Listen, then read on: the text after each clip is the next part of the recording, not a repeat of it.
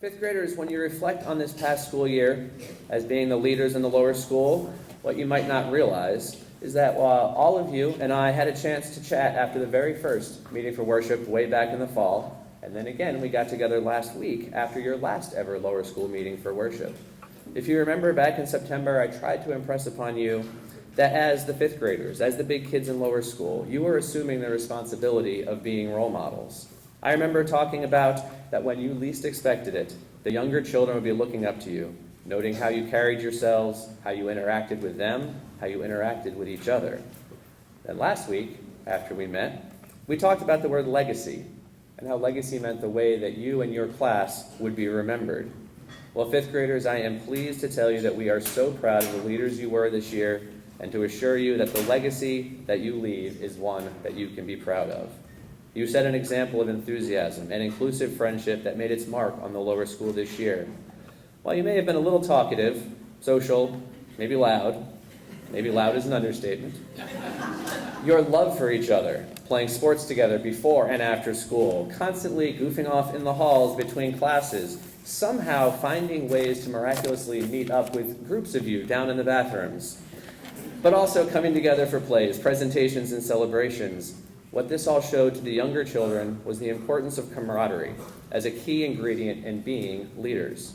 Among other traits, that camaraderie, that love you have for each other, which you so boisterously displayed in any and all settings, is the lasting legacy of your class, and one which every one of you should be proud. You are a class of diverse individuals with a wide range of interests and talents. Your teachers and I were so proud to see how you supported each other in these diverse talents and interests, from athletics to academics to music, performing arts, service projects, the way you stood out as buddies to your second graders. As you head off to middle school and your class grows larger, we are confident that you will continue to support each other and to spread that culture of celebrating each other as unique and talented individuals.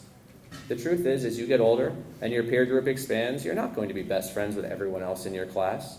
Yet those of us who know you are confident that you will continue to be a class that respects each other for your individualness, celebrates each other's talents, and supports each other at all times. A few recent events come specifically to mind. First, as has been alluded to off and on this morning, your two incredible performances at the spring concert.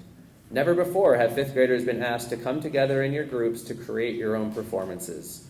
And while I know that the creative process wasn't always easy, I can honestly say we have never seen fifth graders as engaged, enthusiastic, and with such smiles on your faces as we saw at this year's concert. Similarly, your fifth grade play. Again, it was different than we've ever put on before, but it showed your class's unique bond, as you all positively glowed on stage as a full class, whether you were in a leading role or part of the supporting chorus. And finally, I've loved watching you work together on your math arcade games, and then seeing you share them with the younger children with such kindness and enthusiasm. I watched one interaction, which for me sums up the whole math arcade and in fact your class's personality.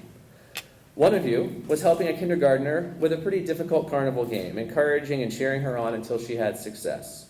Then you read her a math question, pausing to let her think. When the kindergartner appeared stuck, this particular fifth grader got down on her knees, put her hand on the kindergartner's shoulder, and asked if she'd like some help. And instead of merely giving the younger child the answer, he broke it down into steps that she could do herself, allowing her to be successful. The look on the younger child's face was heartwarming, as your kindness, your patience, your sensitivity allowed her to solve the problem, earn her ticket, and walk away feeling so proud of herself. And I know this was only one of countless examples that took place. That is a legacy to leave behind indeed, fifth grade. Fifth graders, while seeing your class of incredibly compassionate, inclusive, and deeply caring individuals leave the lower school is certainly bittersweet.